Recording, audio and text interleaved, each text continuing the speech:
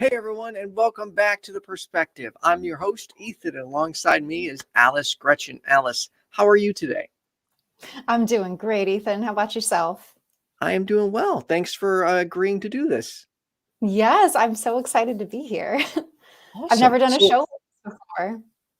yeah, well, hopefully we'll get a lot of good calls. I'm hoping for some variety, and most importantly, I hope you have fun doing it. For those that don't know, we're a show that tackle paranormal and supernatural claims, belief in aliens, conspiracy theories, and pretty much any claim under the sun you want to bring us, and we apply a friendly skeptic's lens to it. Make sure you like and subscribe, share the video, all the good stuff. Real quick, before we get into our calls, you want to give us a brief background on yourself, Alice? Yeah, so I grew up as a non-denominational Christian. The type of non-denominationalism that most people might be familiar with would just be broadly classified as evangelical. So I grew up watching people be slain by the spirit, as they called it, which did indeed look very supernatural.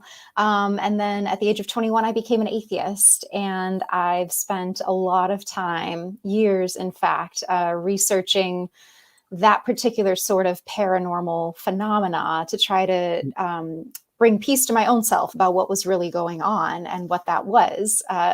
So yeah, this whole thing is very, very up my alley. I'm fascinated by what people call the supernatural. And I like to say that I don't think there's anything super about it. There's just unknown natural. And there's Yes. a lot we don't know, and there's a lot of alternative explanations. And I think that that's very exciting, personally. I agree. And I think in most cases, there's a naturalistic explanation for it. We just may not know what it is. Yes. Okay, you ready to get to our first call?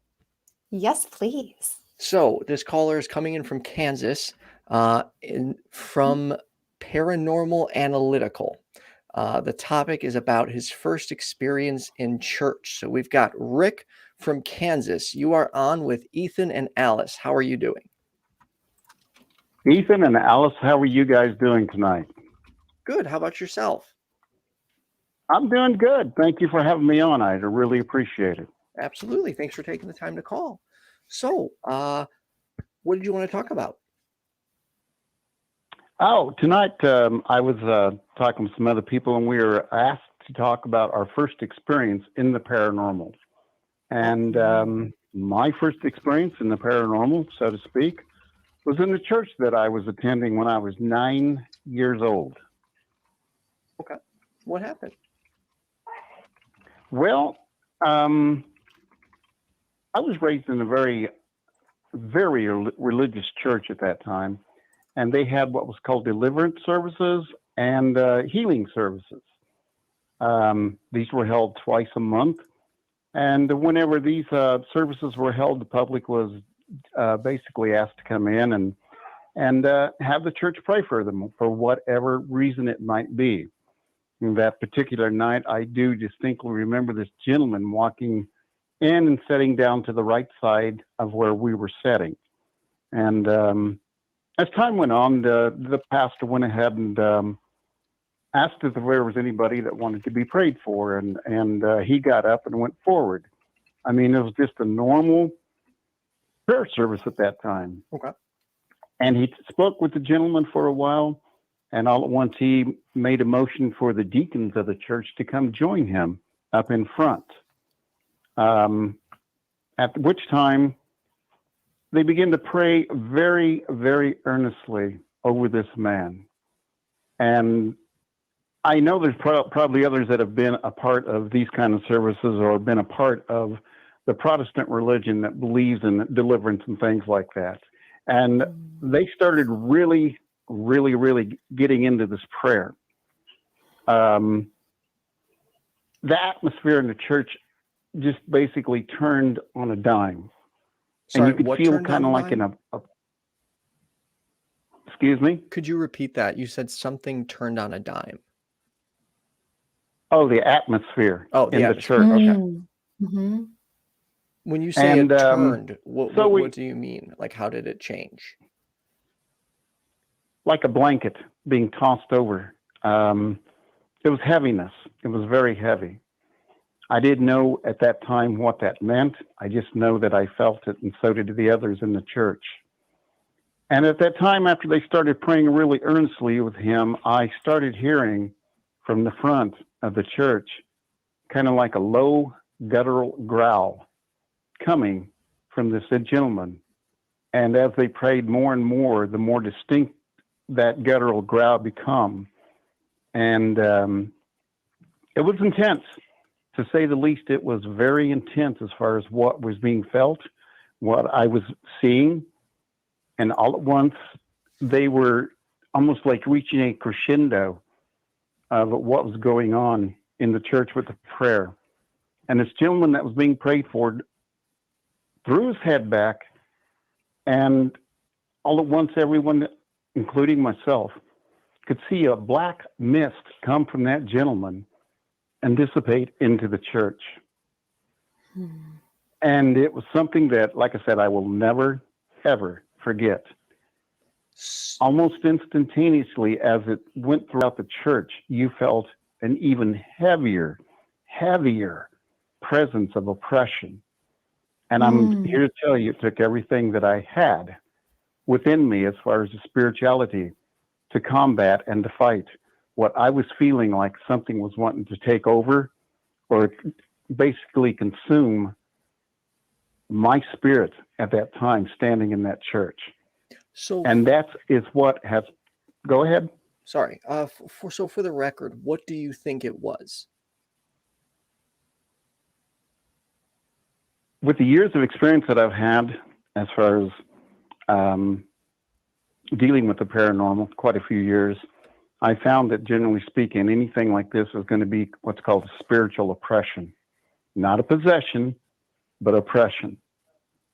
And once these are dealt with, and once these are basically sought out, so to speak, to be delivered from the individual, they go out into the spiritual realm looking for other manifestations to be a part of, including humans. Could I ask you, Rick, what the difference is between a spiritual possession and a spiritual oppression, like what you're describing? Oppression is basically like being bullied.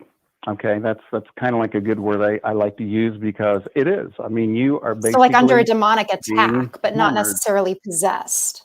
Yes. Got it. Right, exactly.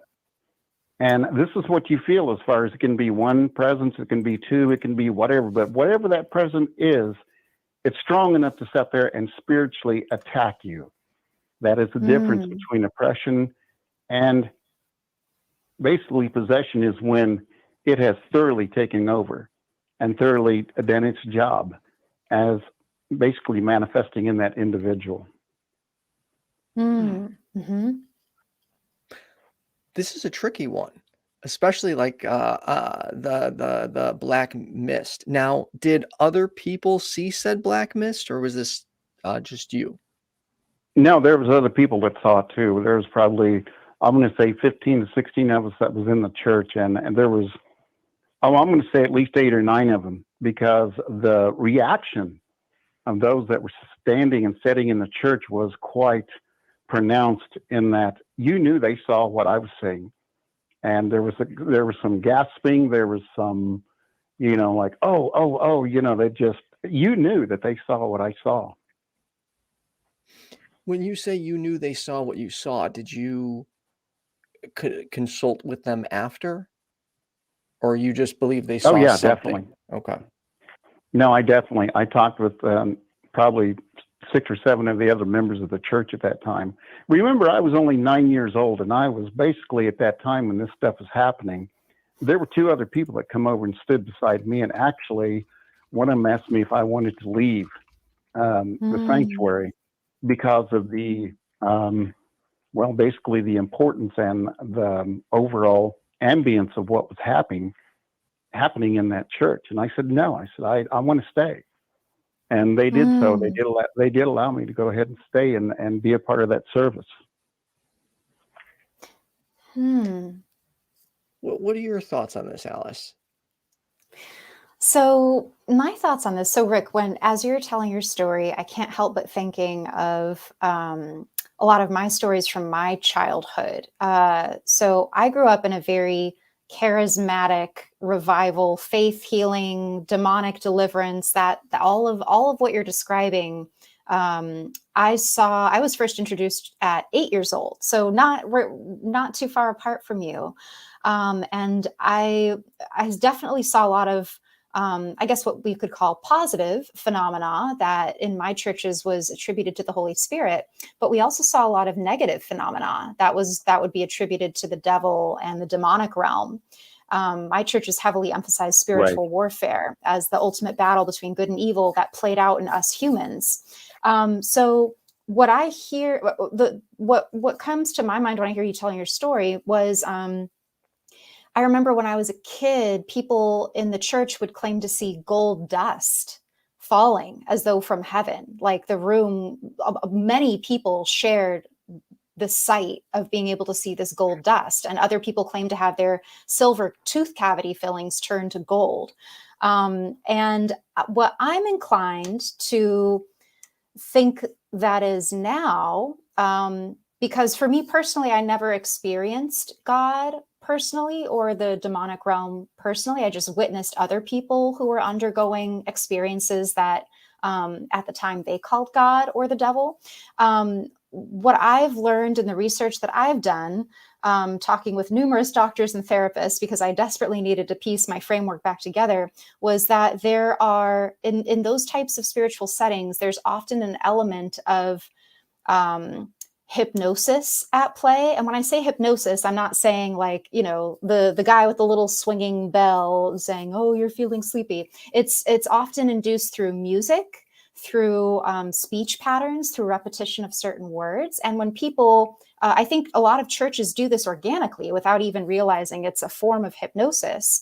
Same thing at a music concert. When you're at a music concert, you just feel a certain energy in the crowd, and the lead singer has such a sway over the crowd. If they say, "Throw up your hands," you throw up your hands. I think that also can work Exactly. for. Yes, I think that also translates very often in spiritual settings where people get into a suggestible state where they're a lot more open and vulnerable and just aware of shifts in energy.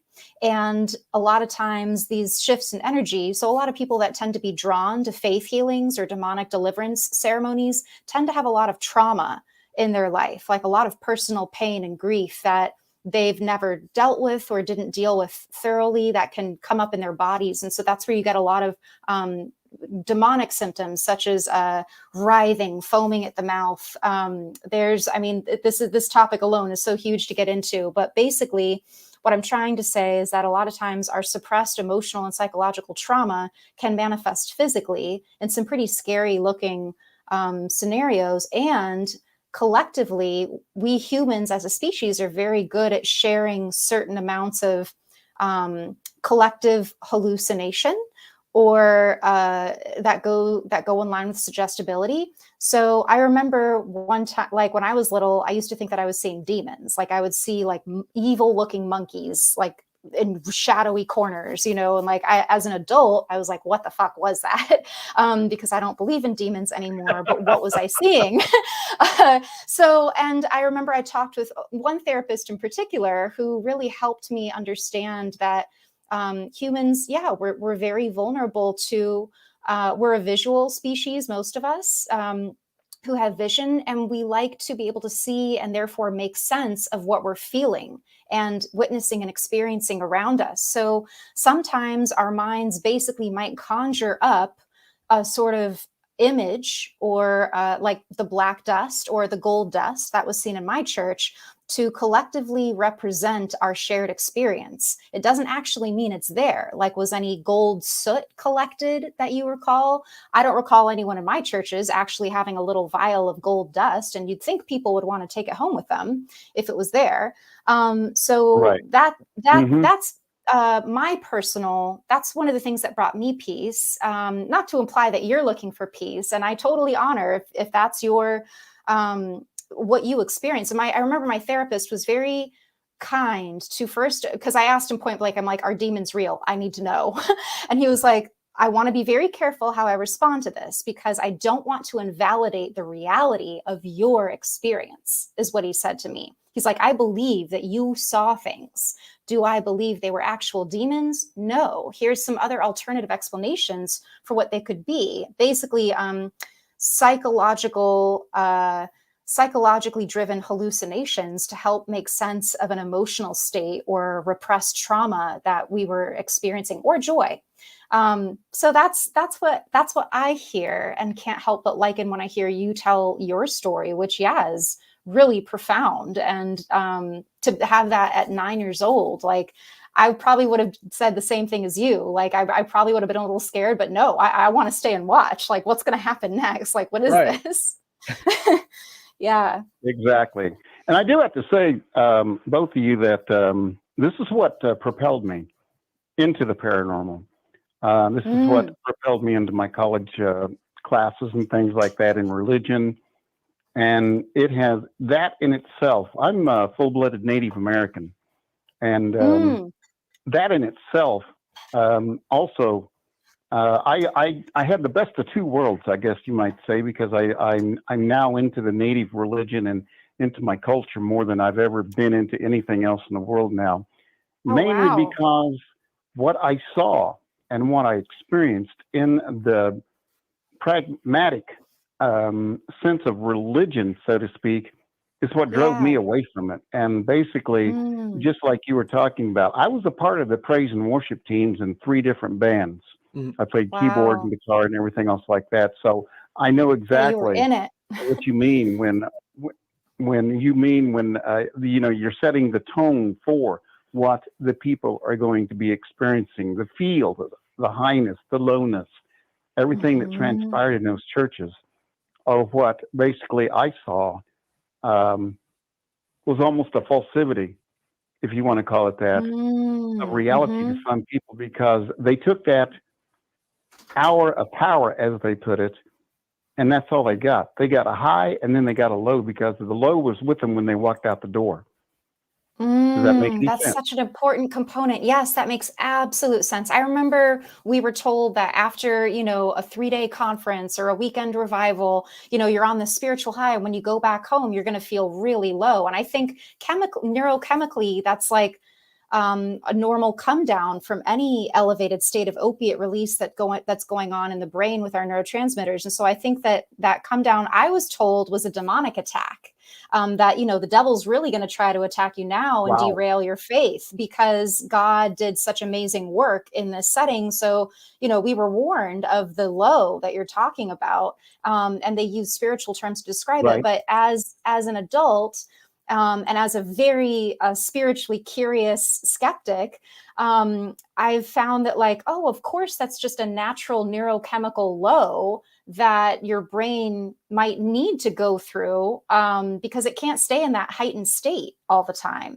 Some people do. There are outliers that have brains that are just wired a little differently than most of us. But that makes a lot of sense what you're saying. So in just a moment, Rick, we gotta move on to the next caller here shortly. But I do have a question. Are you open to the possibility that this could have been even the smallest chance, but a visual hallucination?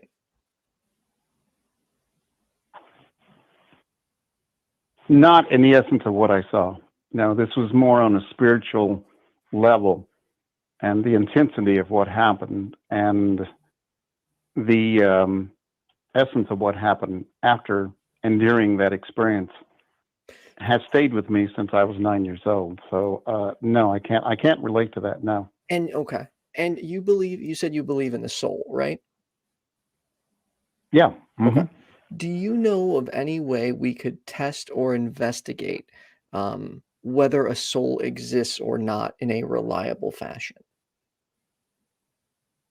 That is one thing we talked about on our podcast too, was the fact that we've had guest appearances with other people that have come on. And that is one relative topic that we would love to look into also.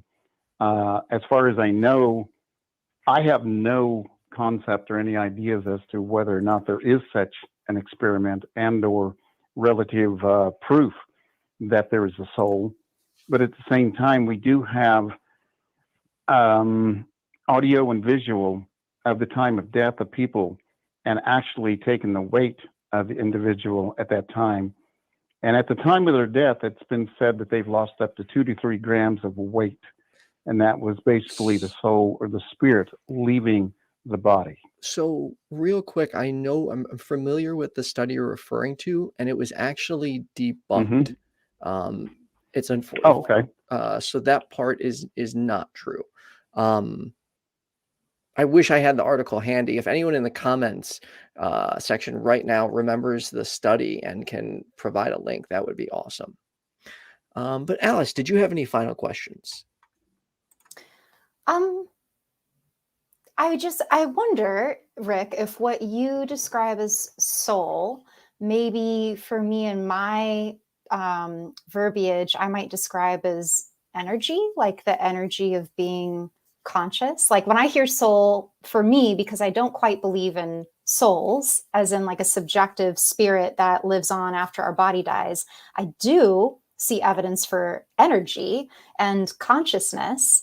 So I wonder, I'm just curious, as a soul believer, do you think that maybe what you call soul and that essence leaving the body, do you think that there might be a possibility that it's what I call energy, just the energy of aliveness, of consciousness that just ceases to be? Do you think that, do you find any resonance with that or common ground or possibility for that? I'm just curious. I do. I truly believe that with you also, as far as, I don't get too caught up in the semantics of soul, energy, or anything like that. It is a collective unit of what we are in the essence of spirit, soul, and, whatever else you want to name it. But energy is definitely something that we all were born with and something that we all transfer one to another on a daily basis. Yeah, no, we definitely affect each other's energy fields for sure. I don't know why. Like, that's one thing I've always wondered, and perhaps I'm just lacking the knowledge in that area. But like, I know, for instance, like my laughter can be pretty contagious. Or when I'm Or goofy, at yawns. least I've been told that. But I also know my like anxiety is contagious because I've seen the effect it has on other people when I'm just anxious as hell. And I don't fully understand why that happens. And I wish there was a way to mitigate it. Like when I'm anxious, the only thing I can think of to do is to hide away from everybody because I don't want how I'm feeling to affect their energy, for lack of a better word. Well, I have a little theory on that I think we have that ability as individuals to psychosomatic be able to, in fact, as I say sometimes, individuals upon what we are experiencing at the time that we have these feelings and this energy of negativity or positivity or neutralism even can affect anybody in the room. Yeah. So real quick, we do have to wrap up. Rick, what was the name of your podcast, just so the audience watching can look it up? Name of our podcast is called Paranormal Analytical. My producer is Eddie Hill. They're from San Antonio, Texas. I'm in Kansas. And we have another gentleman that flies in with us now and then clear up in Pennsylvania. So we have quite a broad brand, so to speak. And we enjoy anybody that would love to be able to get on and talk with us. We do the same thing as you guys. We have a chat room. We have interaction between any and everybody that comes on the show. Awesome. Well, Rick, thank you so much for taking the time to call in today. Yeah, Rick, lovely chatting with you. Thank you, Ethan. All right, let's get back together. And I love talking with you guys. Thank you so much. All right, sounds good. You have a good one. You too. Bye. Night. What'd you think of your first call? I liked it. I like you, Rick. I love discussing these types of things, and I love hearing how everyone contextualizes things differently. Right. And yeah, it's fascinating. I mean, who isn't fascinated by this stuff? Like it's fascinating what the human mind, body, what the human experience is capable of. Right. And I will say, I think you're a natural at this. You're killing it already. Oh, thanks. All right, so we've got a couple calls on hold. Let's get to Okay. our next one. Is a theist with a ghost story. After that, we Ooh. have someone calling in about the Kalam cosmological argument. So please wait on hold. We will get Ooh. with you shortly. But in the meantime, Christine, you're on with Ethan and Alice. How are you today? Christine? Yes. Hello. Hey, you're on with Ethan and Alice. How are you today? Hi. I'm well. How are you? Doing good. Oh, I hear you got a ghost Good. story for us. Yes. So this takes place about 6 years ago. I was in a large building called Mizzou North as part of the University of Missouri system. It was formerly a hospital with an associated morgue, which is neither here nor there per se. But I had an office in that building for about 2 years. And I went down to the basement where there was a cafe. It was called Cafe 115. And I got some coffee and a breakfast from a buffet. And I'm about to pay. I'm standing in line, and I see a gentleman walk in through the front doors, walks past me, and he's wearing like black slacks and a dress shirt, has black hair. Didn't get a good look at his face, but I saw him walk in and kind of register him. I saw him walk to my side. I finally got to the cash register, but I feel him like breathing, or I feel someone breathing down my neck and getting impatient. Ooh. I'm trying to find money in my wallet, juggling my breakfast and my plate. And this person is starting to breathe harder on the back of my neck and encroaching on me. And I can feel this person making contact with the back of me. So I turn around to say something to this person, who I assume was a person I just saw walk by. I turn around and nobody's there. So I turn around to the person who I've been talking to for the last year while I've been in this building, and I said, wasn't there a gentleman that just walked in that was standing behind me? And she said, no. I said, are you sure? I just saw somebody walk in and was standing behind me getting impatient. She's like, no. I said, oh. And she goes, well, it's probably just our ghost. And I said, excuse me?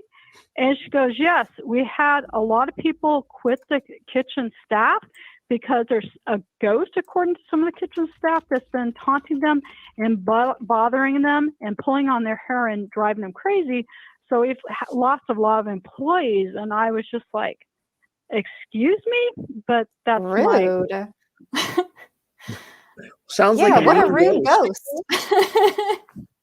No, it was just weird. It was just strange. But to look at the person and say, wasn't there somebody there? She's like, no. And then I proceeded to challenge her and say, what is this? And then she tells me again. What's even weirder is about 2 months later, that kitchen catches on fire. And one of the director of the museums told us that they had videos and they see stuff moving in the kitchen and it catches on fire, and the fire department could never figure out what caused things to move around and catch on fire, and that's what closed that kitchen. Interesting. Yeah, it was just strange. It was just a strange series of events, but that's only one time that building I ever had anything weird happen. But yeah, that was it. So is that the reason you believe in ghosts, or is that the story you think is most convincing? I think the reason I believe in maybe ghosts or spirits or supernatural, whatever term one wants to use, is because I'm an anthropologist and I've done a lot of reading and research, and I teach at the University of Missouri. I teach in the anthropology department, and I'm trying to understand all this, what you would call paranormal, try to understand it cross-culturally. I'm also an archaeologist who studies shamanism, and so I've been doing that for the last 20 years. So I'm trying to understand how we as within our neuroscience understands spirit perception, but also culturally. But worldwide and through time, humans have always believed in these things. And there's a lot of compelling evidence that humans have parlayed toward this great subject matter and lots of information. And we think some of the earliest rock art in 40,000-year-old cave has to do with these things we call shamanic trance, where they're in altered states of trance communicating with the spirit world. So there's a lot of evidence, and I think that that's probably why I believe is just the propensity and the robusticity of all this evidence. You have to wonder, are all these other cultures? I mean, we're really an anomaly on the planet Earth. This modern Cartesian scientific thinking is not our norm, and this separation of body and spirit is very unusual in the human experience of anatomically modern humans for the last 250,000 years. I see your wheels turning, Alice. What do you think? Well, first of all, I'm so sorry. Remind me your name again. You who called? Christine Van Poel. Christine. Okay, first of all, I just have to say you sound super cool. Like, you sound so interesting. Everything that you're describing, like all of your interests that you study. No, like I can nerd out on this stuff. Like these are like my hobbies. I'm reading a book right now called Kindred about Neanderthal death, life, and art. It's fascinating. And I also love studying ancient humans and other species of humans in particular. Yeah, that said, like, I wonder, because you spend so much time looking into the past of human history, and like you mentioned, cave art and how you correlate, the connection you made between how humans have always sort of had this connection to what we call the spirit realm. But we'll just use that term for now, just to keep things simple, even though I agree with you, it has many synonyms. But do you suppose that maybe there's all of this evidence that humans have had a connection with what we call the spirit realm because we did not yet have the tools or capacities yet to effectively measure other possibilities for what it might be? And so, like, for instance, so many ancient humans believed that, Earth is like the center of the universe. They didn't know what stars were. Now we have tools to help us measure and determine, oh, stars are this. We're actually looking into the past when we look up, and they're balls of gas and light. They look like light to us. I wonder if the same sort of rigorous discipline can and will be applied to what we call the spirit realm. Maybe I'm inclined, based off of the knowledge that I've come across, to think that what we call spiritual are really just to be determined depths of exploration into our psyche and what our consciousness is capable of. I'm not inclined to think that there's anything literally spiritual about it or other realmly, but simply that it's our psychology that we just have not yet developed the tools or capacities to effectively measure in a quantifiable way. And so that gives us humans, both past and present, nothing better to conclude than that there must be a spirit realm. And I wonder, with you having your background, if you could see evidence for that as well, or if you're more inclined to believe, oh no, there is definitely a spirit realm.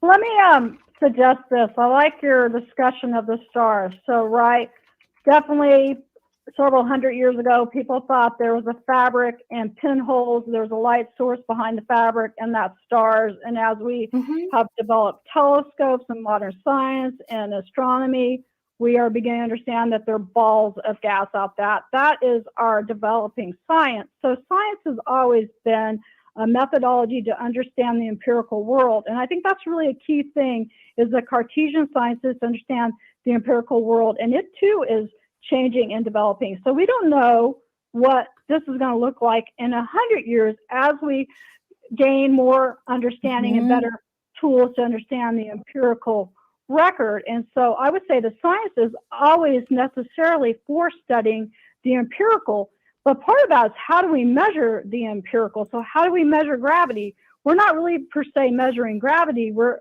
measuring the effects of gravity. Are you following what I'm suggesting? Yeah, totally. Yeah, so in that process, so all we can do is say that science is going to be empirical, and all we can do is set up these parameters to understand that effect that we can measure empirically. And therefore, where science is going to go with the star analogy with balls of gas, I don't know. But when we get to the problem with spirit, therein lies the problem straight off. because we're trying to figure out the causal relationship of the unseen, like gravity, to understand what empirical impacts it has. So that should not limit us as scientists to understand how spirits might work. What I find really fascinating is that people are so sold right now in science as empirical reality without thinking about, well, a lot of the empirical reality we can't really measure. And so when you get to quantum physics and quarks and strings, those things we can't really see yet. All we can do is hypothesize and make theories to understand them and then put into play these tests. And so some of the issues might be interesting to think about in the future. How might we begin? And you guys have been asking this a lot, and something I spent a lot of time thinking about is, how are we going to set up these terms and language to begin to understand whatever this thing is, energy, consciousness, soul, whatever, to figure out how it manifests itself, to measure it. Does that make sense? So I was going to say that for me, I don't have an answer, but I think that if we're going to start, giving science or trying to understand it from scientific, we're going to have to shift our way of thinking about it and to shift out of a Cartesian, strictly empirical science, I would suggest. And we're starting to do that. Physicists are doing that with quarks and string theory and other things as well. Yeah. So Ethan, I see your wheels turning now. What do you think? So I want to make sure I'm understanding you correctly, but shouldn't the science we're using to test this be consistently reliable? Like, why would we want to look for another method? Well, every science, we have new methods. Let's take COVID, for example. Do we want to use the method we had 20 years ago with vaccinations to work with the new modern method? No, of course not. Yeah, so I would just say, I'm just, thinking about it, that everyone is really sold on empirical world. And I believe that's what science should do, and that's what we should do. But where we're getting limited is what in my field in anthropology and with the social sciences is everyone a priori dismisses spirits. And if it can't be spirits, then any empirical phenomenon by definition cannot be spirit. So therefore we can't really test it because it doesn't exist, at least in the academic world of which I'm in right now. So you're saying right now with our current technology set, we have no way to test what you would refer to as... No, I'm not saying that.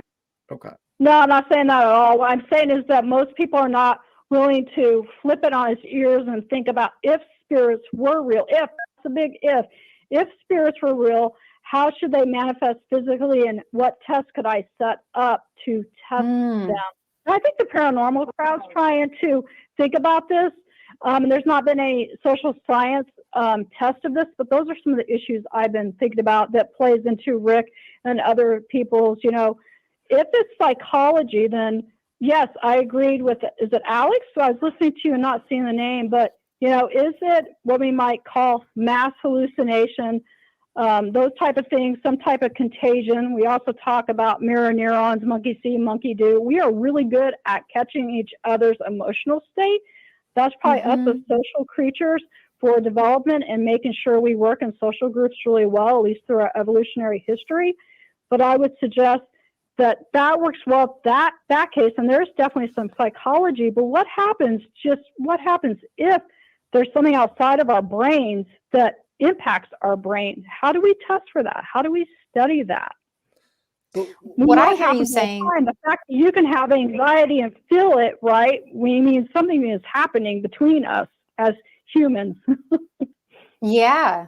What I hear you saying is, and correct me if you feel like I'm putting words in your mouth, but what I'm taking away from what you just said is that perhaps the scientific community and humanity as a whole could maybe benefit if we were to explore developing tools that are maybe not limited by an empirical materialist worldview. Would that be accurate?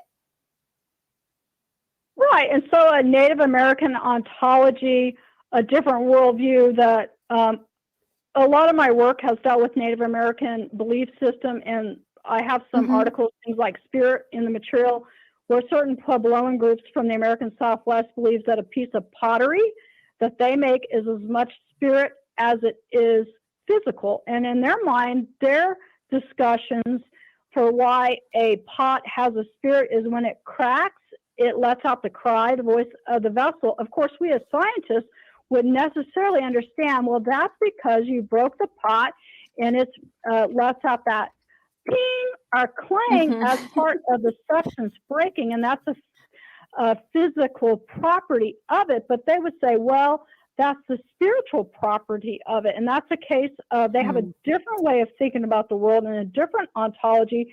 They can use the same sort of data we'd use in our physical realm to talk about the pot having a soul. That's their evidence they would bring is, listen to it. If you break it, it's going to cry out. And so they would say, you know, pottery is a very dangerous thing to put clay formed in a fire. Fire is an animate being. It is demanding and is dangerous. So you have to feed the fire. You have to say prayers to the fire. You have to give a sacrifice into the fire, into the kiln. And that's what Native American Puebloan potters still do today. Many of the traditional ones put in a gift of corn and other things into the fire to make sure the fire is kind and gentle to their pottery. And that's how they have a knowledge and engagement with the reality in which they find themselves. That's their ontological reality, which is so different than a Cartesian reality that we face in a Western construct of the world. Sure. Yeah. No, everything you're saying makes a lot of sense to me. That's fascinating. So we got about. I'm not saying they're right, or they're wrong, or I'm right, or wrong. I'm just saying there's just lots of ways we as humans can look at the same material manifestation. Totally. That's all I'm suggesting. Okay. We got to wrap up in just 1 minute. Alice, did you have any last questions?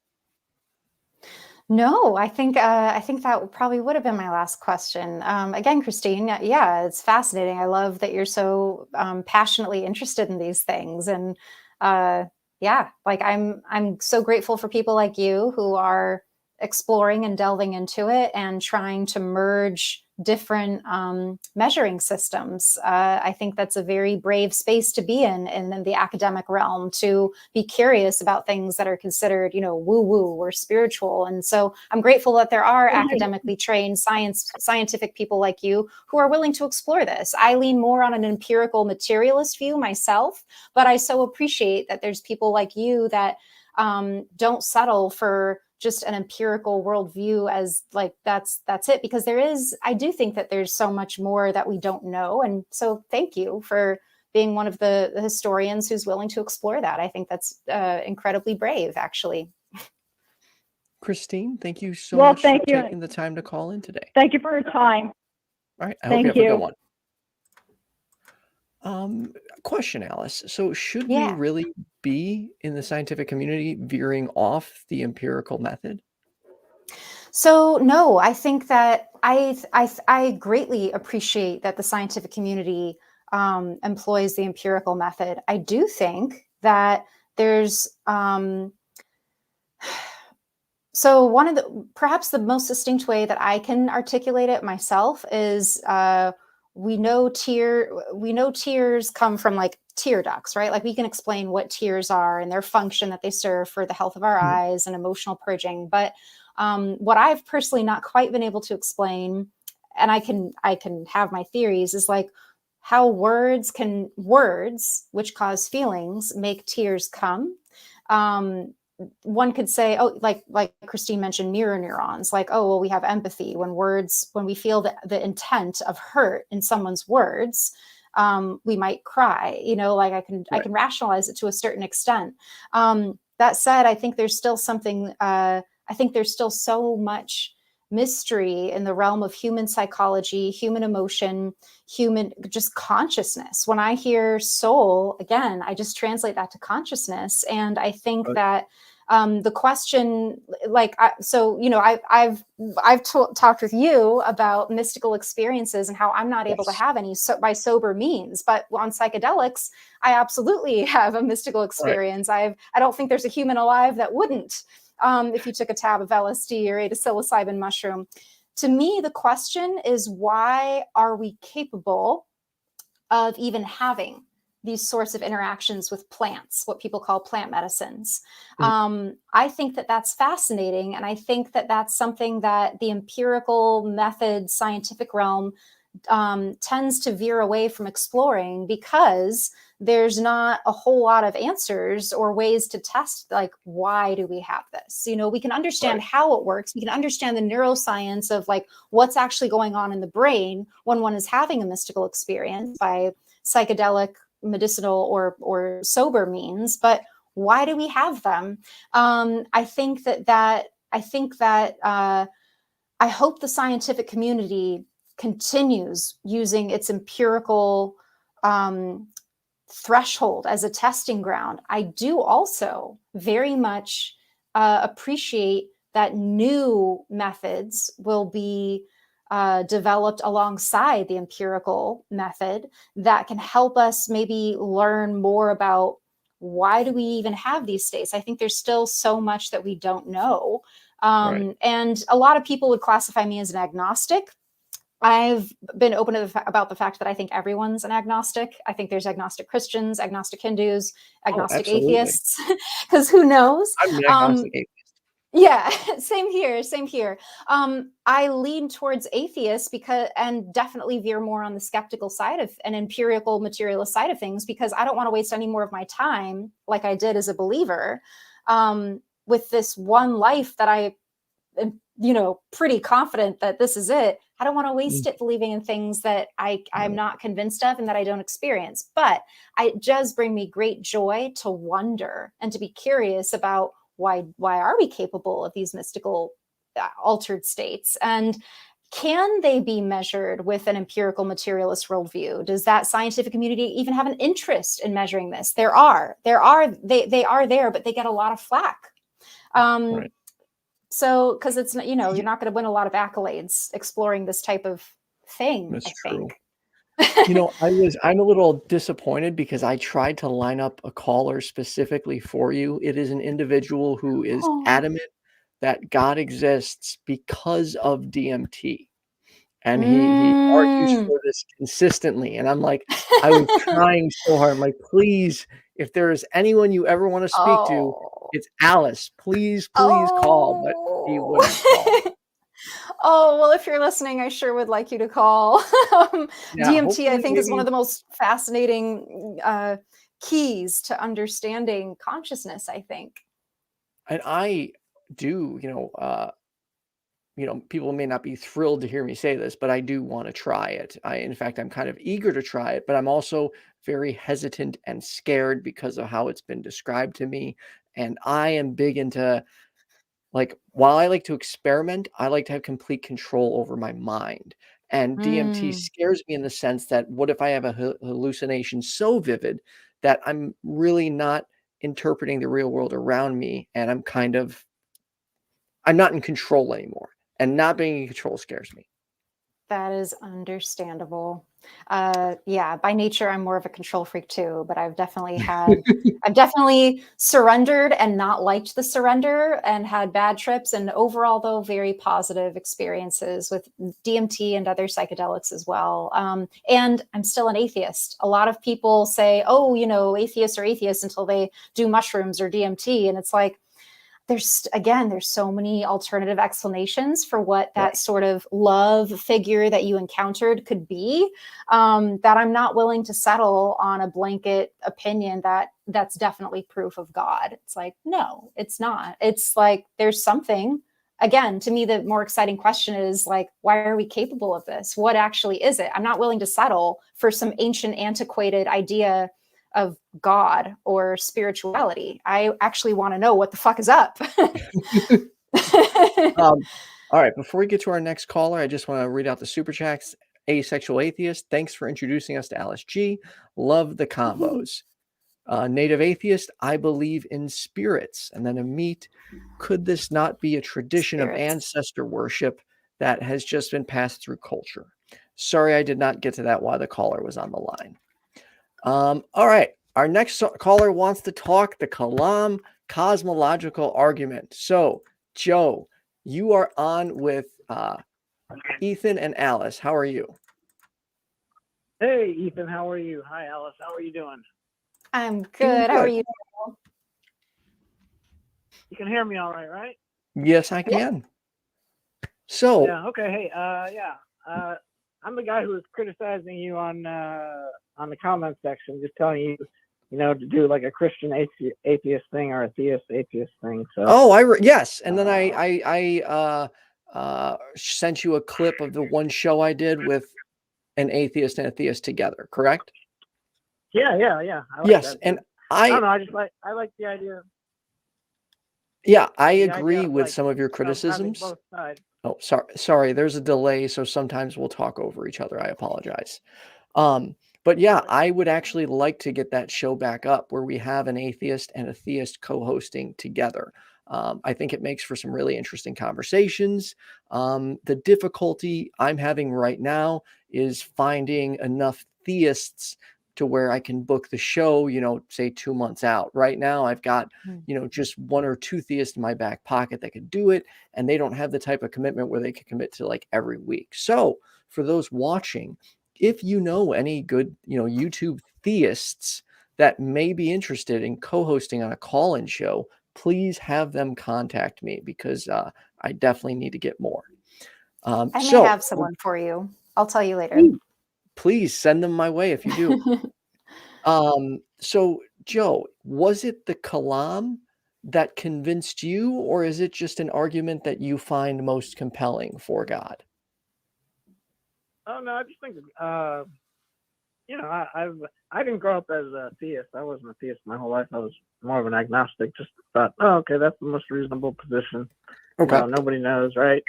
Then I started studying some of the different arguments. The argument from contingency, which to me that's the best argument almost. But the column's the simplest, so. And probably the easiest for you to talk about. And I've seen, I watched a bunch of your stuff. I watched all your Joel back and forth. Joel's a real smart guy, and He is. watch your Dean Meadows.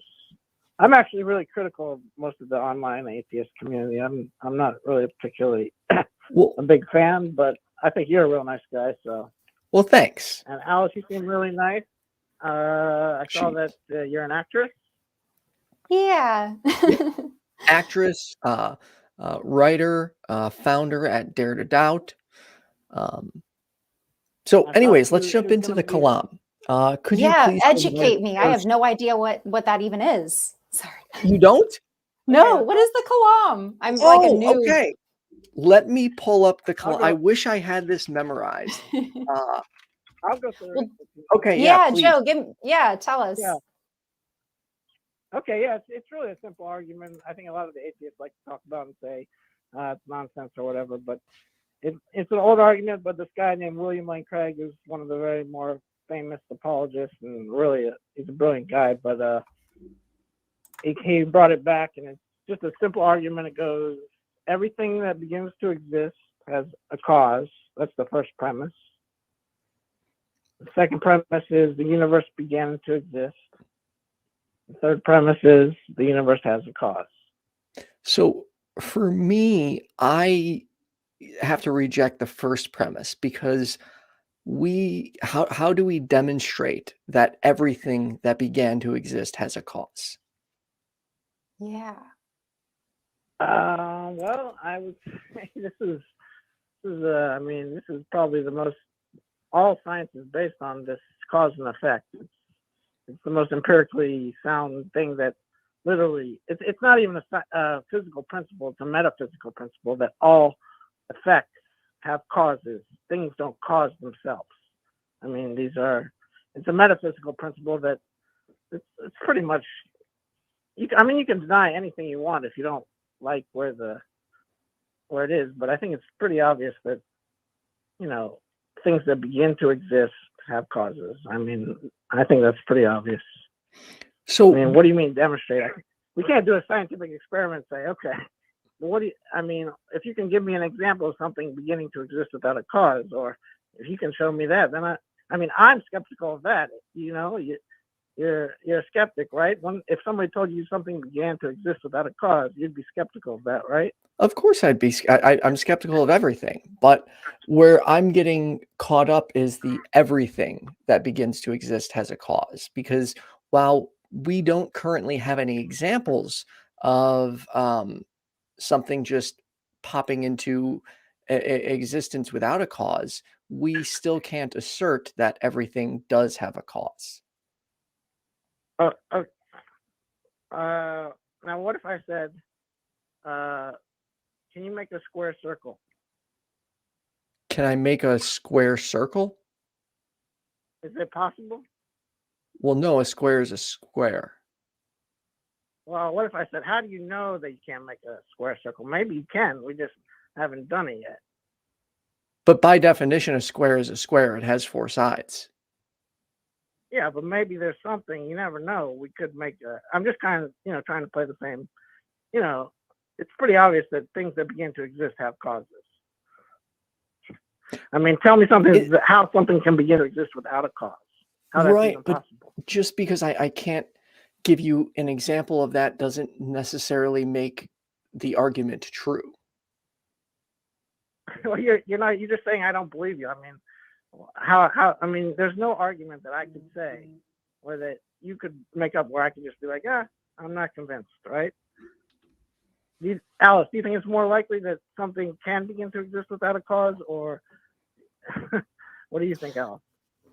I think that we don't know. What I hear you saying is, I keep thinking of this book that I love, and the title is "Why Does the World Exist?"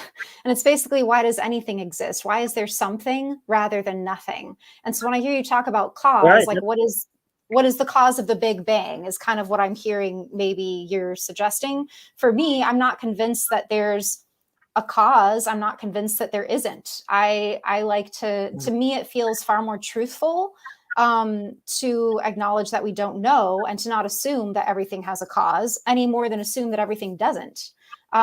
So I hang out in that space of just wonder and probing curiosity. I don't want to feel safe in a truth that I cannot that I don't have evidence to actually back up just because its opposite might seem evidential, if that makes sense. The evidence is that things that begin to exist have causes. I mean, I think that's pretty Most obvious. things, But I don't think it's necessarily a must. Personally, I think I'll have to give it more thought. Like, this is definitely something I'm going to be chewing on, but I don't think that a cause. I don't think we have proof that a cause must be necessary for anything to exist. What if existence just existed? I don't know. Like, I'm not sure. No, that's not the first premise. The first premise is anything that begins to exist has a cause. So that's a good question. Beginning implies time. So yes.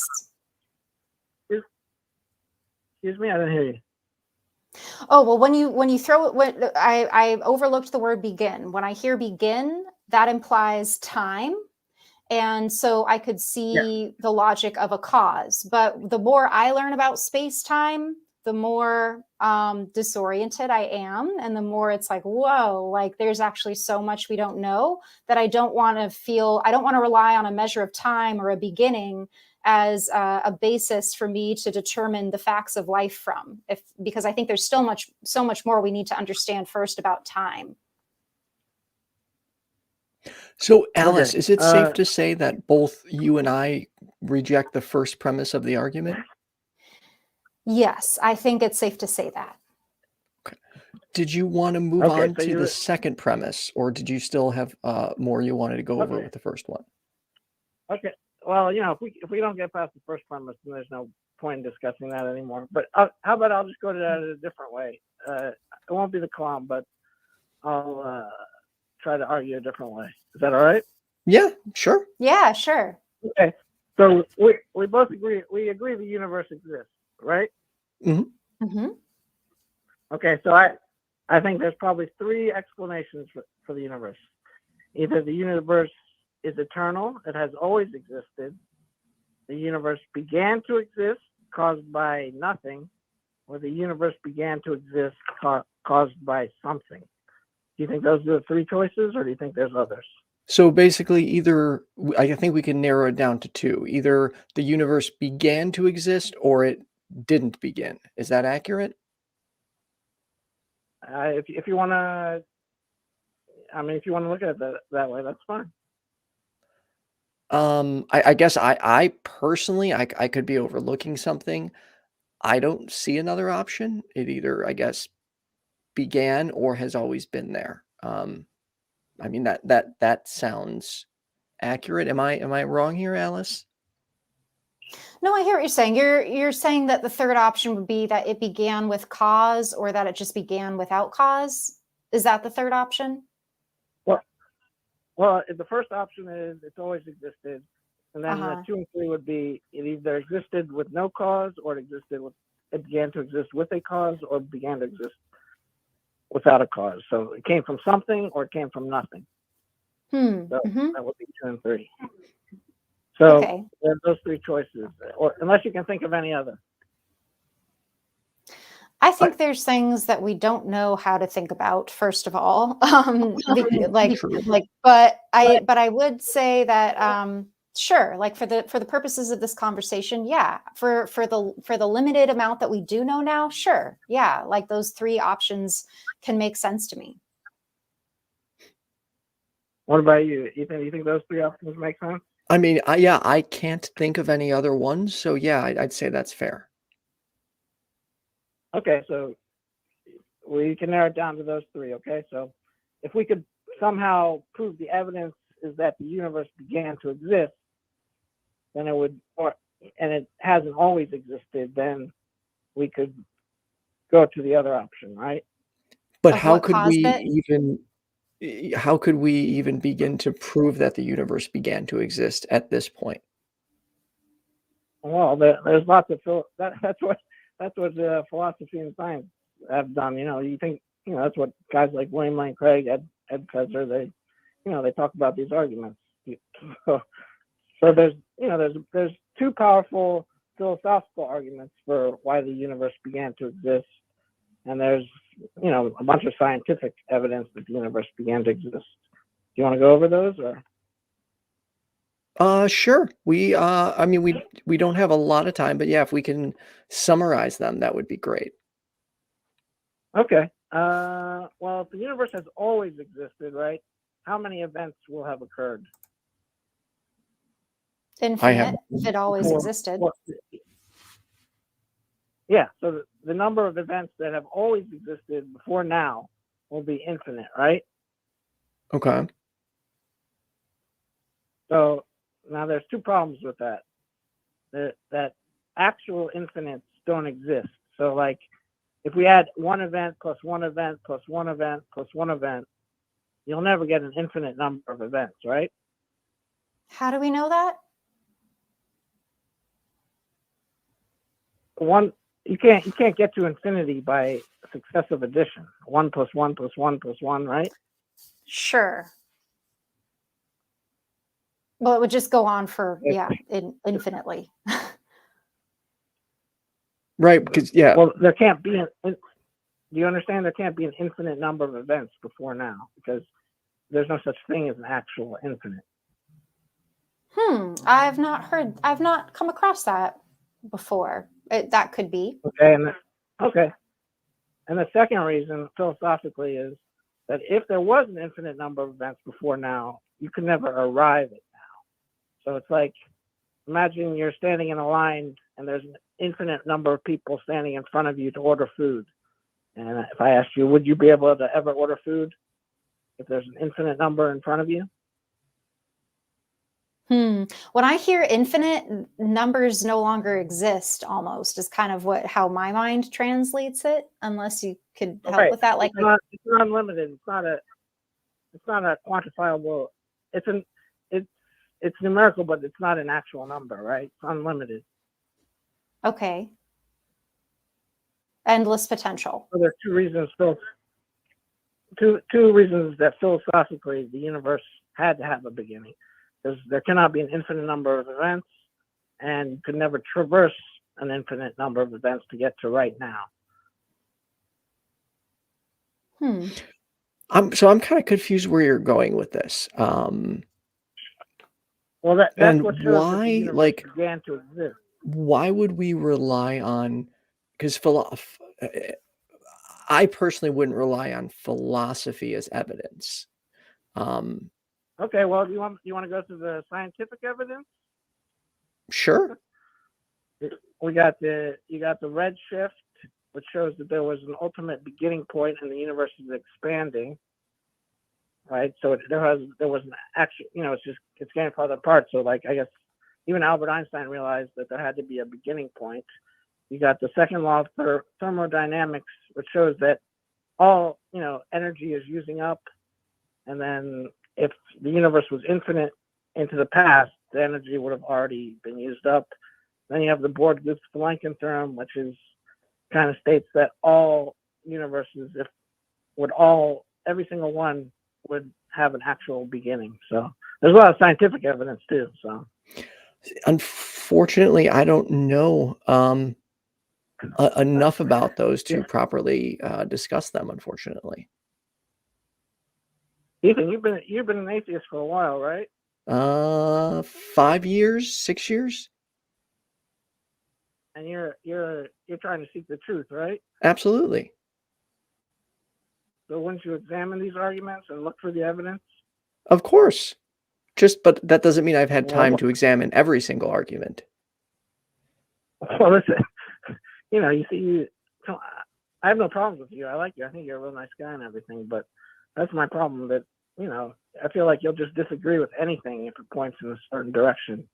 That's just my opinion. I mean, I've regularly changed my mind on things, though. I mean, the fact that I went from a right-leaning conservative Christian to a left-leaning atheist, I think is proof in and of itself that I changed my mind. And even over the past couple of years, as I've gotten more progressive, my mind continually changes when evidence presents itself.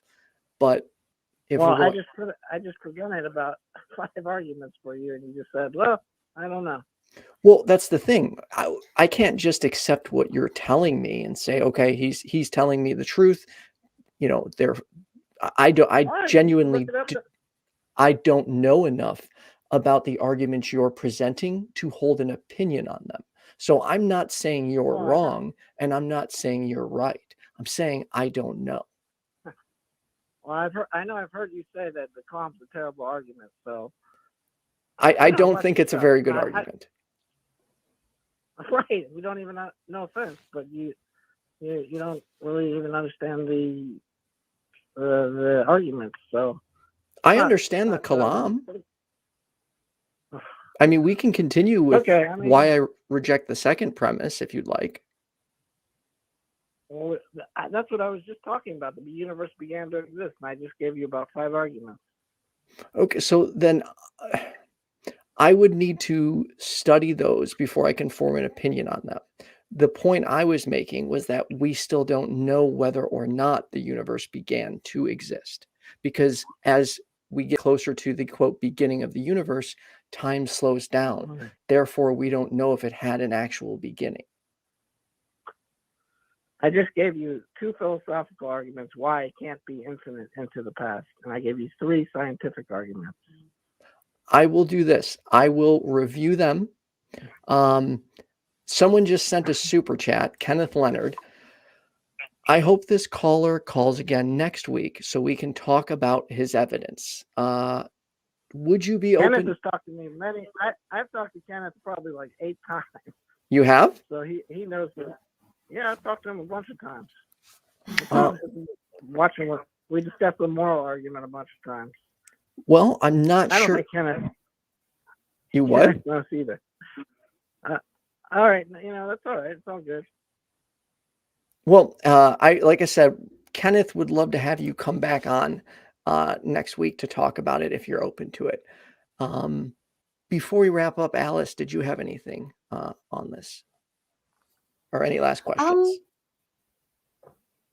No questions. I think my curiosity is piqued to explore this more. I've definitely gone through, I totally agree with what you're saying, Ethan, that there's so many areas that our curiosity gravitates toward, and sometimes like physics and theoretical physics just isn't it to the depth that we'd be able to have a fully formed opinion on a lot of these things.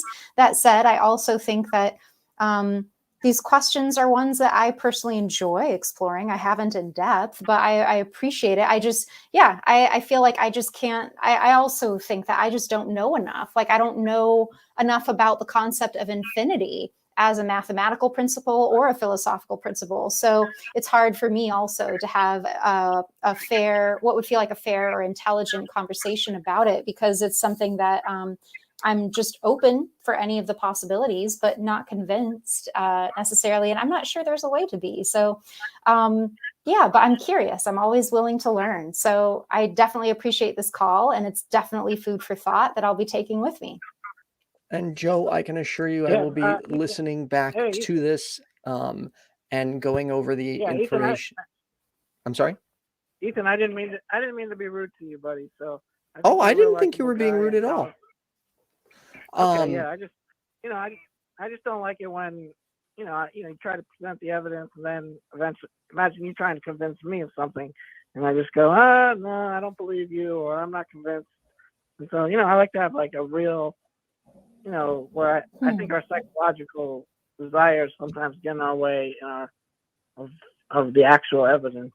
That's just my personal opinion, but I thought, Alice, you're real nice. I appreciate you talking to me and everything. So Yeah, I thanks a lot, appreciate guys. your time.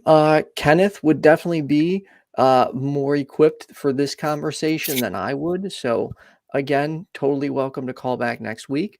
I appreciate the time you spent with us. And like I said, I will be reviewing everything you supplied and trying to learn a little bit more about it. Yeah, thank you, Joe. Yeah, go look at go look up some William Lane Craig stuff. And I know you're not probably a big fan, but he's obviously the master of the calm. So All right, awesome. Well, thank you so much, Joe. all right, thanks, guys. Well, that was your introduction into the Kalam cosmological argument. Kalam, yeah, basically so I'm definitely gonna have to do a lot more Googling. Yeah, a lot more Googling. I had no idea this. I've never hered of this before. Yeah, it's Basically, extremely it's popular in the theist circles. The Kalam, the ontological, the argument from contingency. Those are, I'd say, the three most common ones I hear that theists find compelling. Okay. It seems like the three, what are they, tenets, principles, the three arguments. Premises. Yeah, if you have a problem with the first one, then the other two seem to fall short, is the impression that I'm retaining right now, which, yeah, I have a bunch of questions about the first tenet. So I feel like it's safe to say, off of my limited introduction to this, that I would be very skeptical of the rest and of it as a whole. I'm glad you had the opportunity to learn something on the perspective. Me too. And I will be looking into this more. It's been a while since I've swam in those waters. I definitely have a bunch of books in my library about them, but yeah, it'd be fun to revisit it and learn more about this. Ah, shit. I just dropped my mouse. No. Sorry, one second. No. That's okay. Crap. Okay, there we go. All right, let's get to our next caller. This next one is a regular of the show, wants to discuss the importance of faith. Mike, you are on with Ethan and Alice. How are you? How you doing, Ethan? It's Mike. Hey, Mike. How you been? Hey, good, man. How you been? I am doing pretty good, thank you. So, Alice, just a little background on Mike. And Mike, please correct me if I'm getting anything wrong. He struggled with addiction. He went into church one day. He was an atheist, and he prayed, and he was able to quit his addiction. And that's when he gave his heart to Jesus and became a follower of God. Am I representing your position accurately? Yeah, I mean, there's a lot more to it, but right, sure, it'll work. The nutshell version. Why? Yeah. Why do you think faith is important, Mike? You know, I drive a truck, and today I had a moment.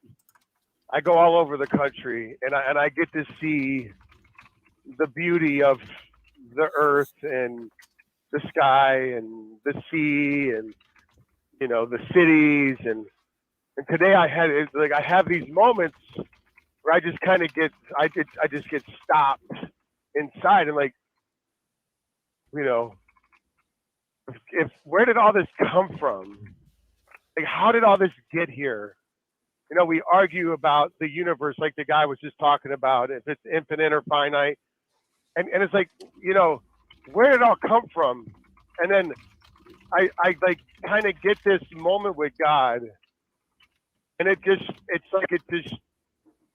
I don't know who else or what other thing could bring all of this into being, like in the order that it's in, so that humans can be here. I can be on this road driving this truck right now, and there'd be trees all around me, and air to breathe, and a dark sky with a moon in it, and just all this whole thing.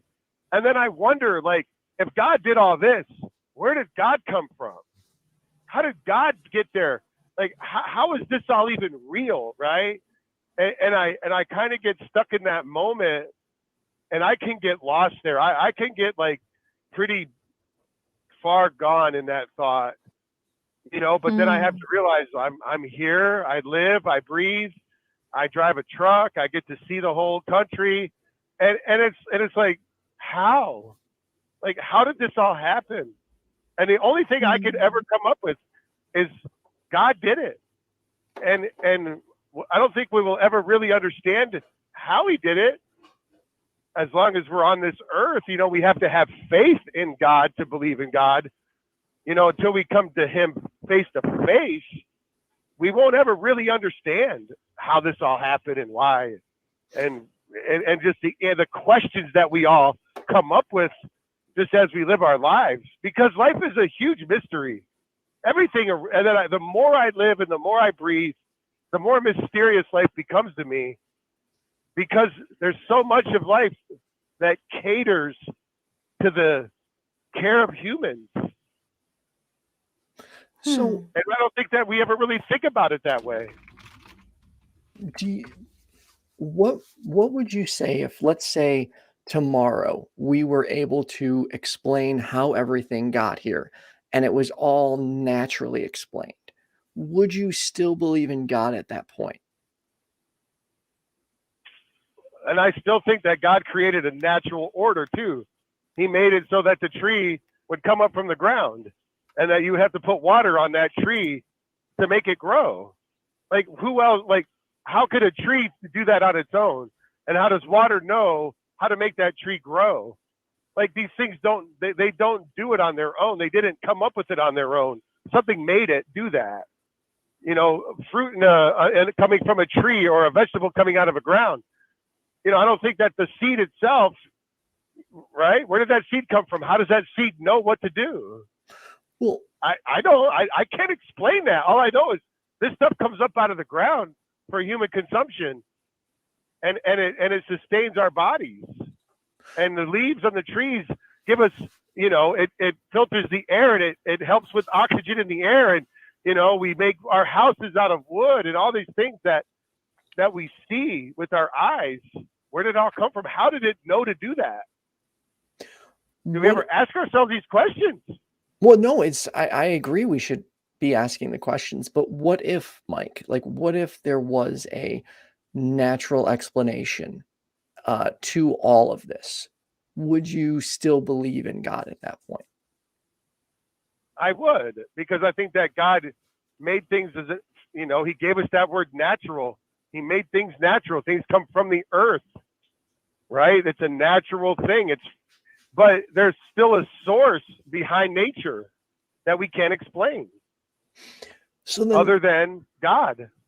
How do you think, if there's no other explanations and it's God, then how did God get here? Like, what created God? That's exactly right. I see it, and I don't. I've asked myself that question 100 times at least since I've been a Christian. Where did God come from?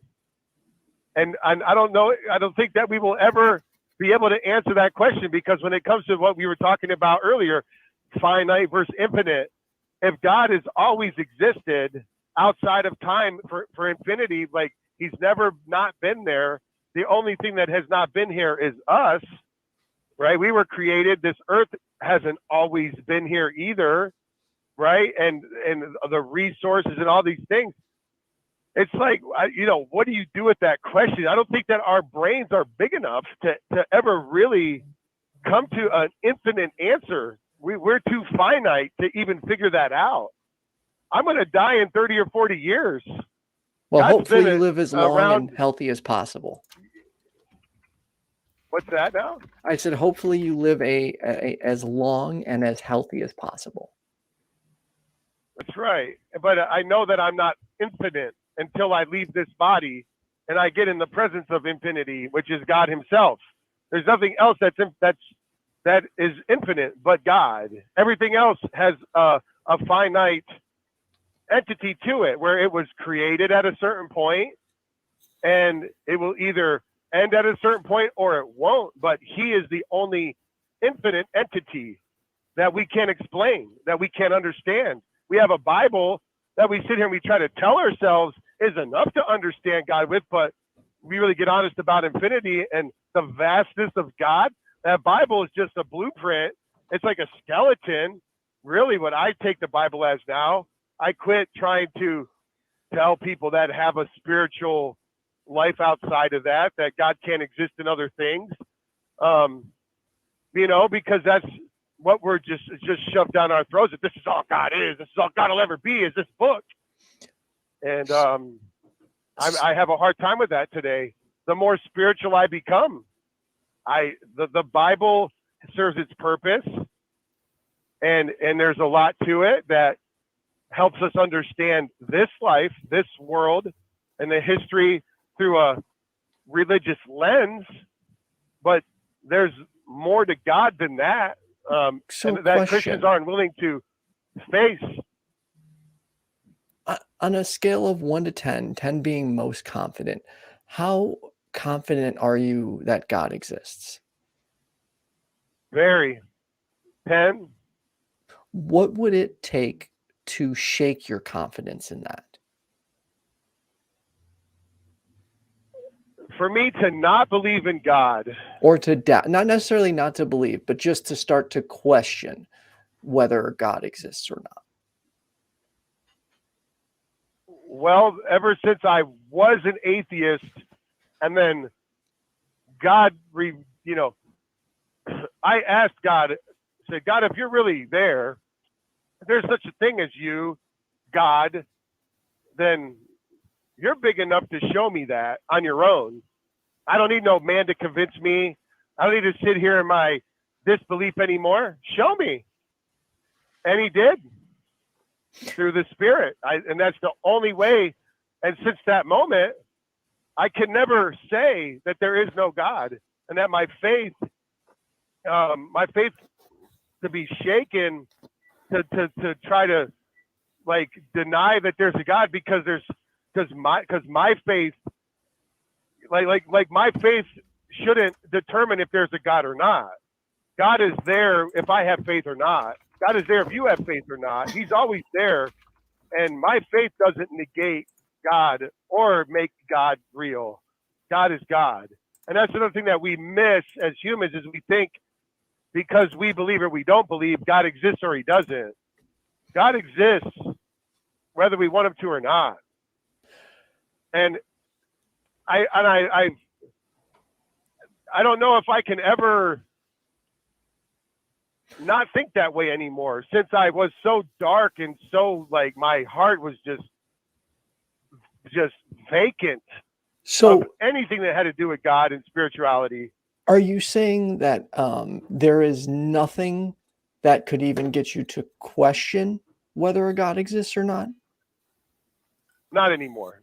And if there is, I guarantee, something in this life will probably bring it to me one day, like it happens to all faith Christians, where their faith is shaken and rattled. But for the past since 1998, I haven't ever been a day since 1998 that I have questioned if God exists. Since April of '98. So we have Not one day. we have a question from our audience. What does through his spirit mean? And how does that contrast showing himself visibly?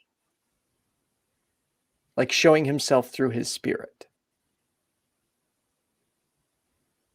Well, if we want to break God down, God is a spirit. And he came to me and he said, it was just like, I am God. I exist. And I was just like, okay. Like, it was like in that moment, I came to believe in Jesus. And it was just that, because he did it. Like, he just showed me internally. It wasn't something that I could sit here and say happened like visibly, you know, like you and me talking right now. If I was sitting there next to you and I could see you, all I could do was just know, okay, God is God, and God doesn't quit existing because I don't have faith. And he did that. I can't make God up. I can't create God. God exists because he just does. And the whole spiritual side of that's how we know God. Are we spiritual? Because the main thing that I'm learning about God is, do I have God in my life? Like, not am I some great, mighty spiritual person with all the answers, but is God with me? Yeah, So, he is. real quick, Mike, we get a lot of people with, defining God in many different ways. So how do we tell the difference between God's, quote, spirit and someone's imagination? That's a good question, because someone's imagination, they try to like limit God to what they think he is or what he isn't. And what I've learned from people that are Christians and people that are Buddhists and people that are Hindus and people that are whatever spirituality they claim they have, right, is that you got to just let God be God. You can't form God into what you want him to be.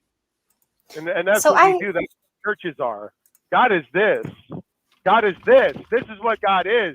And we mold an image of God, and we tell people that's what he is. And we don't let people say, let God show you who he is on his own. Let God become who God is to you individually. Let God do it himself. Here, but no, I'm going to tell you who God is, and you better believe this is all God is, or you're going to burn in hell. Like, I don't believe in that message anymore. Okay. Alice, that I believe people are going to burn in hell. Something? Oh, go ahead. Yeah, I had two questions for you. So, okay.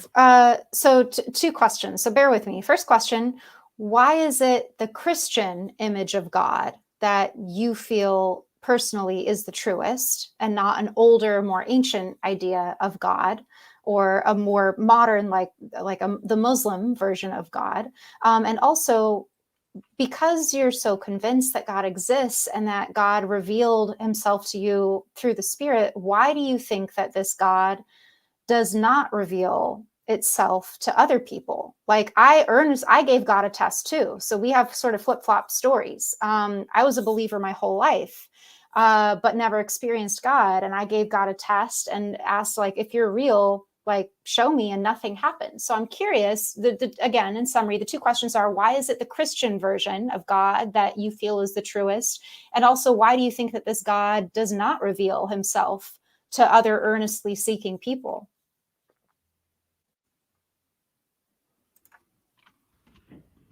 I think when it comes to thinking that the Christian God, I don't like to even call God a Christian God anymore, because he's revealed himself to me in so many ways through so many different people that are, like I said Buddhist. I talk to Buddhist people and I meditate. I listen to what they say, and because I want to see what they say. Like, how do they call God what they call God? And so I do what they do, right?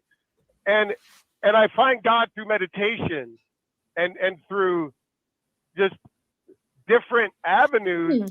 But Jesus has been the main source of making me into the person that I am today. Like believing in Jesus Christ, that I call him a supreme being, that there is no God above him. He is that God. And it's just because of the personal relationship I have with him that I can't get from nowhere else. Like no Buddhist meditation can do for me what Jesus does for me. It does what it does, but it doesn't do what Jesus does. Right? Sure. Forgives, So heals, and comforts, and right? Would it be fair to say that that what I'm hearing is you're saying that you believe that God exists in certain element to a certain extent in all the different religions or spiritual practices, like God is God, like what you said, God just is, but that because it was in the Christian expression that at first resonated with you, Christianity holds a dearer place in your heart that you've since broadened from to explore other ideas of God. Would that be accurate to say? Yeah, and honestly, a lot about Christianity today, just because of the hypocrisy and just the fake BS that goes with being a Christian today, you know, I have a hard time with a lot of it because it doesn't reflect who God really is. It's just religion. It's just people trying to be something that they're not. I can't be that no more, right? And I don't have No, I'm with I don't you. prove myself to people anymore either, right? Yeah. And people tell me that I'm a heretic and I'm this, and I'm like, fine, you can call me heretic all you want, but at least I'm not a hypocrite. I'm not a phony, you know, because No, my I hear theology doesn't you. match yours anymore. Right? So what about And the second part? Because I've had such. What about the second part? Why do you think God does faith, not reveal himself to everyone? And that's a mystery as well. I'm like my heart. I don't know if what your heart was like, because the matter of the heart when it comes to God is important. Our heart has to be like, okay, I'm willing to be wrong. I'm willing to fall flat on my face and you know what I mean? And like face of infinite God in my finite self and realize I'm nothing. Like I had to do that to get what I was after. I had to become willing to just be emptied and to be nothing. And even in my arrogance with God, in my cocky arrogance and my pride, and you know, I would sense it in my spirit. Like if I want to hear from God, I got to change my attitude towards him. I got to be a certain way for God to speak to me. I can't just think that God's going to answer me in my human pride either. He does, you know, because he's God and he wants something from us too. And he just wants us to acknowledge that he's God. I just think that if it were that important to God. If I didn't hear you. Oh, sorry. Go ahead, Alice. I just think if it were that important to God to be acknowledged and to be believed in, he would meet people where they're at and prove himself in whatever ways he knew that each individual would be convinced. I know for myself, speaking from my heart, I desperately needed God to be real. I could not have been more humble, more earnest, more sincere. I had everything to lose. I had my family to lose. I had my purpose to lose. I had my life. I had everything to lose. And I desperately needed God to be real. And like he just wasn't. There was nothing. I felt absolutely nothing. Nothing happened. There was nothing. And I'd wasted 21 years, the first 21 years of my life pretending and earnestly acting in faith, believing by faith to have faith.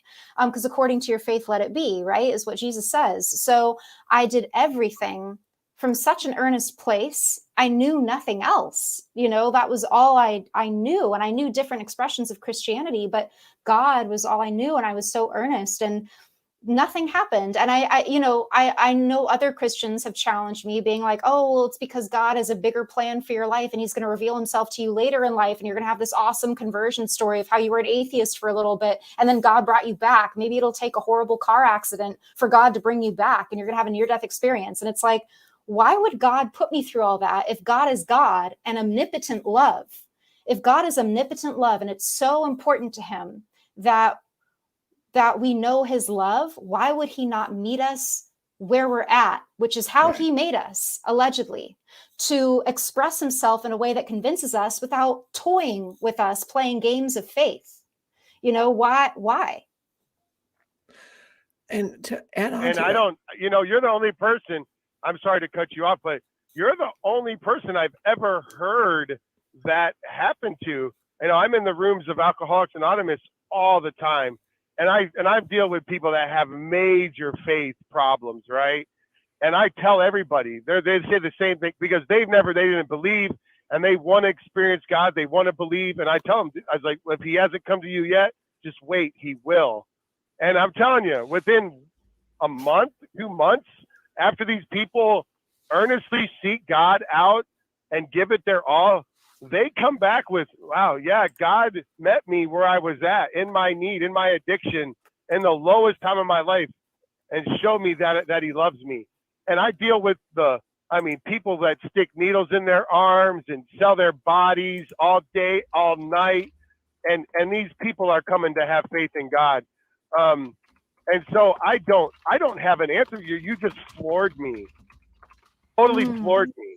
And by the way, God is still welcome to make himself experience. known. I remain in a place of like, if any God is there, goddess, God, spirit guides, if anything is there, like I've always maintained an openness. It's like, if there's anything there that cares about me or loves me or wants me to have a relationship with them, make yourself known. But nothing ever happens. And I'm just unwilling to lie to myself that anything's happening that is not explained by other means. Like I could say, I could sit here right now live on this show with you and Ethan and everyone watching and be like, God, if you're real, prove yourself. And maybe my light could flicker on my lamp. I have a very old antique lamp and the lights flicker sometimes. If I were faith inclined, I'd be like, see, that's proof of God. Or maybe, a loud bang would happen. It's probably my raccoons on the roof. There's just so many other, I need, if God is real and he knows my heart and he knows the earnestness with which I sought him and would continue to seek him if I were still willing to spend my finite life doing that, which I'm not. I've given up. But God's welcome to pleasantly surprise me.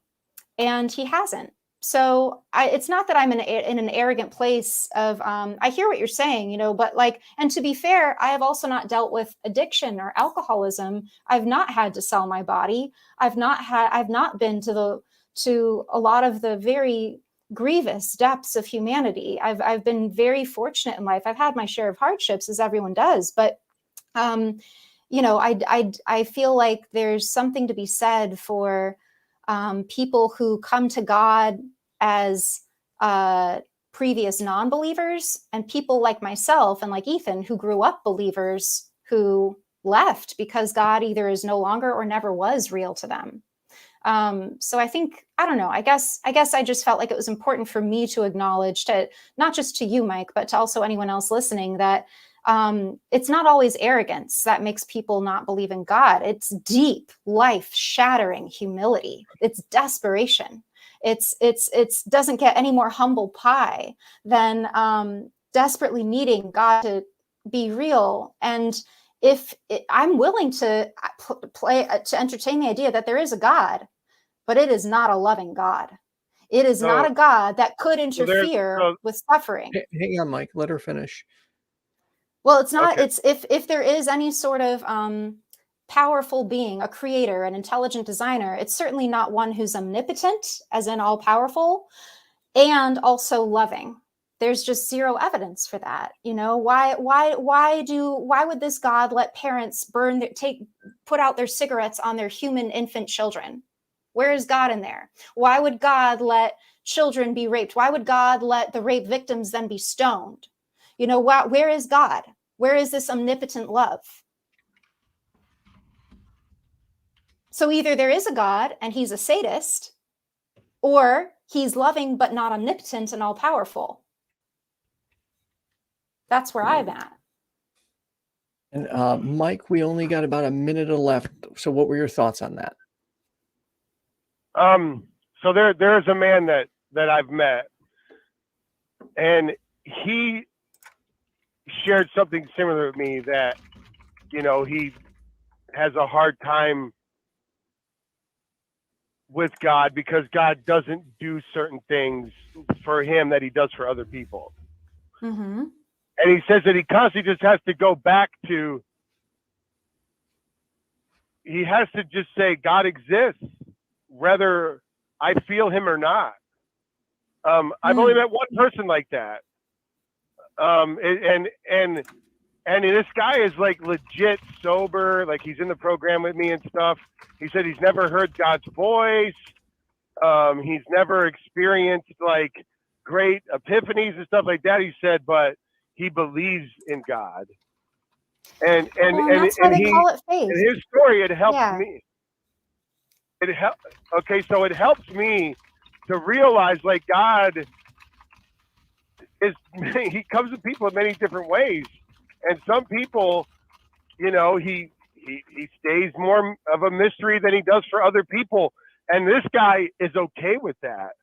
And like I said, he's one guy. And like, you're one person that he's told me what you just did, and it totally floored me. You know, because you still have it. You're like just faith alone isn't enough for you. You still don't have that.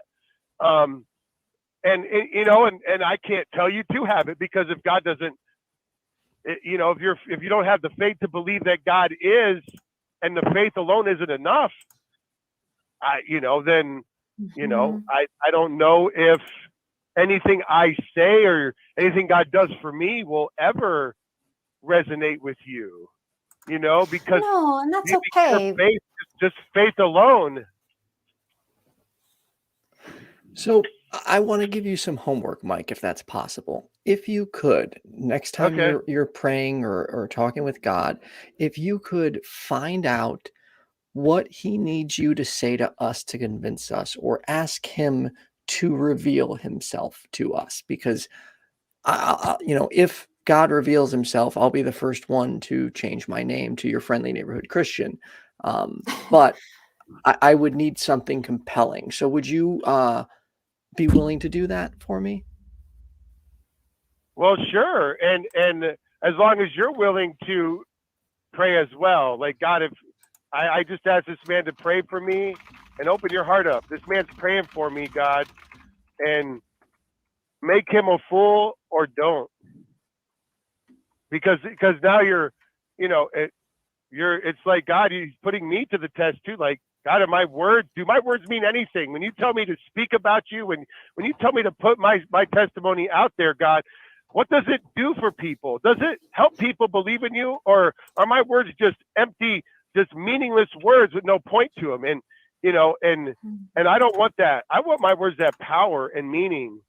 And I will pray, brother. I'll pray for you right now if you want me to, right now over the air. Well, we don't have, we do got to wrap up. I'm not afraid to do that. But I am going to ask you, if you could do that. And as always, it's nice talking to you. I appreciate you taking the time to call in today, Mike. Yeah, thank you, Ethan. Thanks for calling me, man. Thanks for messaging me and making me a part of this. Always appreciate your time. Thanks, Mike. Nice chatting with you. Yep. All right. Before we get to our last caller, we're running way over time. So far, are your favorite calls the ghost ones?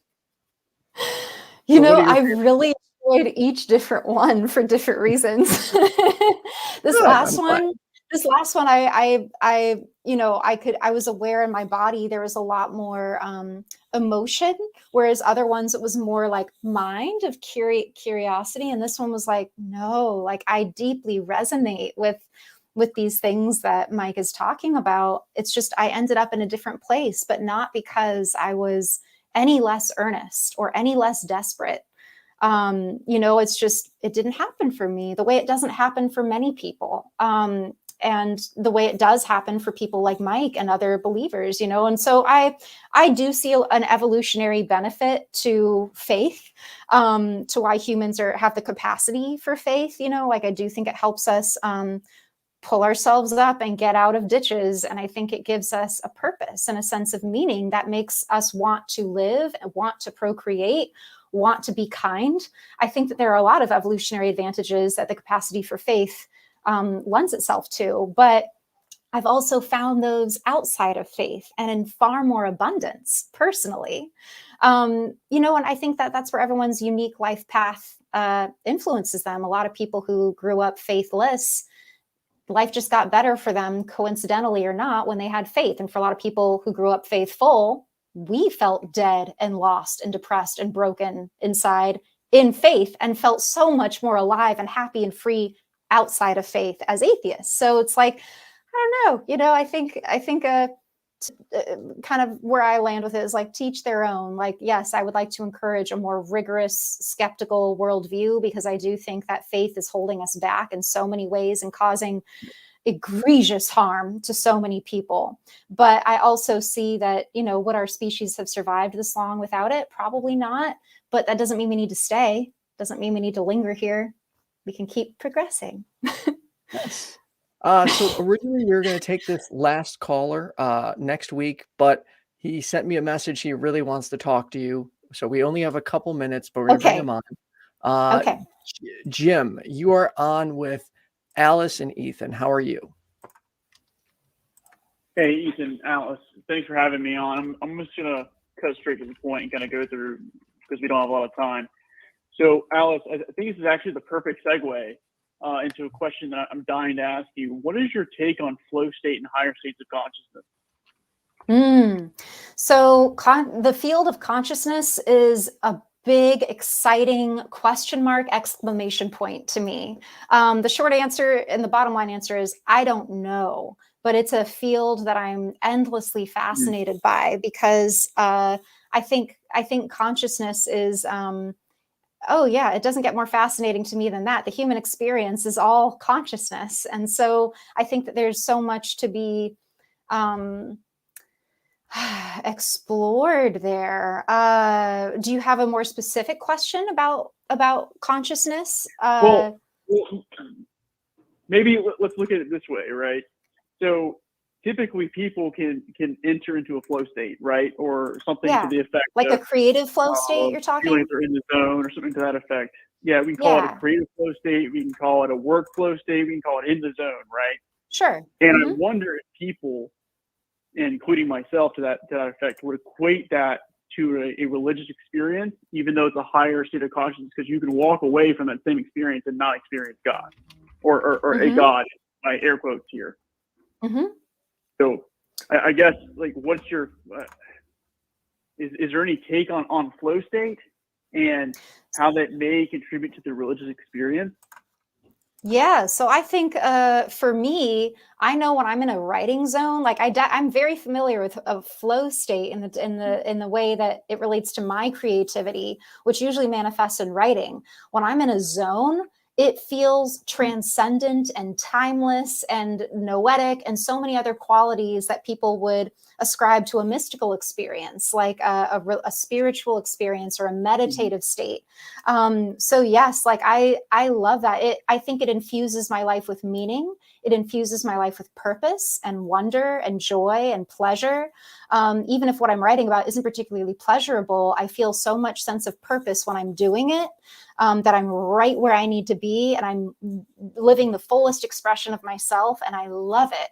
Other people get that through music. Some people get that through running, where however it is we get our flow state and into our zone. Like, yes, that is what some might call a spiritual experience. I don't believe in spirits, and so I would not call it a spiritual experience. For me, the verbiage that I would, in my language, that I would feel more comfortable with, that resonates more with me, is like it's a transcendent experience. I'm transcending stress. I'm transcending hunger. I'm transcending sleep, because I'm in such a deep state of enjoyment and purpose. when I'm in that flow state. And so it is very, again, going back to the evolutionary advantage of what that state is, it helps our species survive, because in that flow state, we find senses of meaning. We come out of those flow states with things to offer others, whether it's books or songs or dances or inventions. I think inventors tap into flow state on such a practical level that I love it. So I think that I would argue that that flow state is just as spiritual as it is completely evolutionarily practical, which to me negates any sense of spirituality about it, because but it doesn't make it any less wondrous to me. It makes it more wonderful, because you don't need any faith to experience a good flow state and to see the positive effects that flow states have on humanity and on the world. So that would be my take. Does that answer your question? Yeah, that's great. And I think to a point, I would agree with you. And by the way, I am a theist, right? And so like that's the interesting part. And then I would also take it a step further and say at some point, flow states are almost, this is where we get to the personal relationships with God, right? Or whatever it is.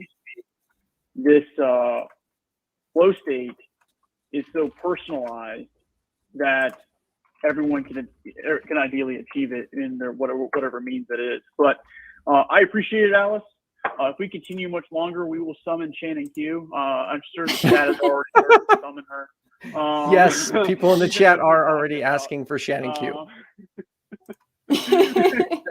Exactly. So I appreciate you, Ethan. Thank you so much. Sorry I couldn't get into all of it. I had some other obligations, so thank you so much. No, Jim, thank you so much for your time, and thank you for waiting Thanks, on hold. Jim. And I hope you have a wonderful evening. Bye. What'd you think of your first episode? Oh, this was so much fun.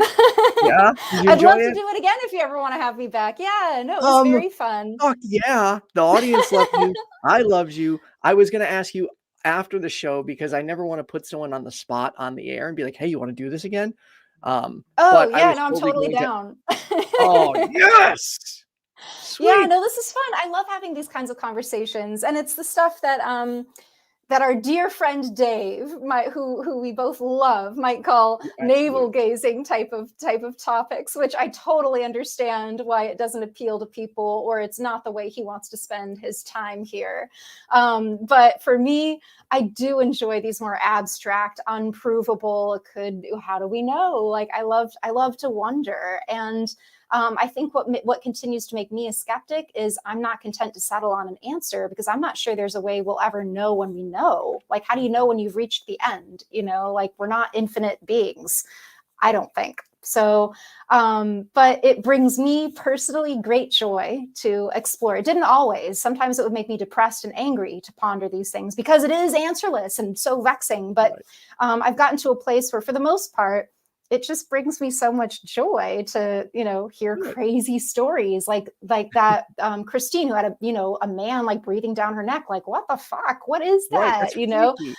It's freaky. I'm not content to be like, oh, it's a literal ghost, as in like the spirit of a person who's trapped in some sort of purgatory-ish realm. But what is it? Like I love to wonder about these things through a very more scientific lens than not, but also wanting to expand the scientific lens, if that makes sense.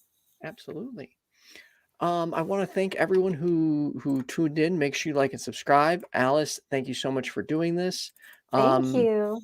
I want to thank our patrons real quick. Cindy PLAZA, Left, Right, Left, Kenneth, Leonard, Skye, JumpandShoot, Oz, Secular Rarity, Philip Leitch, Kaitlyn Beyond, Toast, Richard Gilliver, Sunset Sarge, Ameet, Mathew, Ray Sylvester, and Kyle Brewer. Thank you so much for your patronage.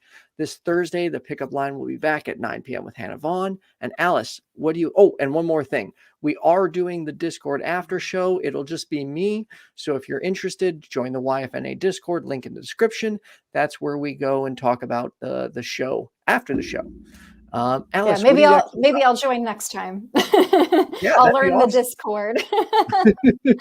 I feel like such an old fart these days. Discord is confusing. I was overwhelmed. Yes, it's so overwhelming. It's clunky.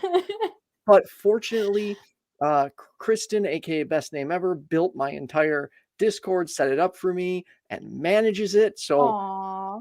I know it's really sweet because like my videos and Twitter posts automatically get posted in there. She's done all this cool stuff with it. So thank you, Kristen. Thanks, Um, Kristen. do Yeah, you I'll have figure it anything out coming up next that time. you wanted to talk about? I'll be speaking at Free Flow in March, which is a conference of free thinkers going on in Florida. That's the only thing left on my roster other than just some much needed holiday relaxing time. I'm one of those atheists that still celebrates Christmas. I love it. It's like I've been trying to convince my boyfriend it's actually a pagan holiday with the tree and the lights. Yeah, because it is. But yeah, so I'm looking forward to just some proper chill time. If anyone's, I also write quite a bit. I've been writing a lot more. I have some new stuff that's going to be coming out within the next several weeks, new articles and blog posts. So if anyone's interested in reading what I have to say, you can always follow me on Twitter at Alice Food. I'm more active on Instagram though, and on Instagram my handle is just my name, Alice Greczyn. So if you follow me there, I will share anything that I post or that's published, and then you can follow along with me that way. And then I'll also soon be posting a link to Free Flow. Oh yes, someone just put that there in the chat. Yeah, I'm super excited. So, and thank you again, Ethan, so much for having me on. This was so much fun.